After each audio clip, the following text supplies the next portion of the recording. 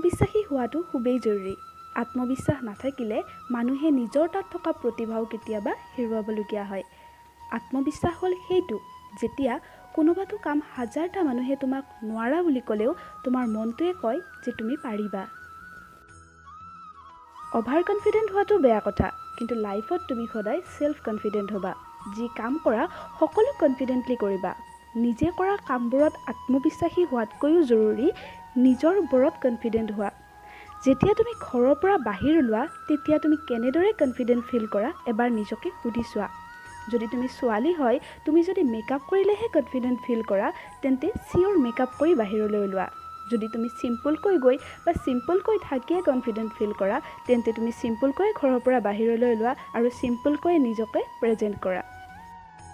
পৃথিৱীত তোমাক ডিম'টিভেট কৰা বহুত মানুহ লগ পাবা। গতিকে তেনেকুৱা ডিম'টিভেশ্যনৰ পৰা এফেক্টেড নহ'বলৈ হ'লে তুমি আত্মবিশ্বাসী হোৱাটো খুবেই জৰুৰী।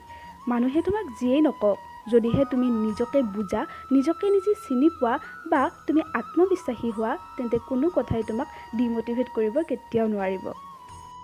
আত্মবিশ্বাসী হ'বলৈ হ'লে তুমি তোমাৰ লাজকুৰীয়া স্বভাৱটো বাদ দি দিয়া। তুমি নিজকে নিজৰ লগত চিনাকি হোৱা। তুমি কি বিচাৰা, কি ভাল পোৱা, তুমি কেনেকুৱা, নিজকে নিজৰ লগত ইন্ট্ৰডিউচ কৰা।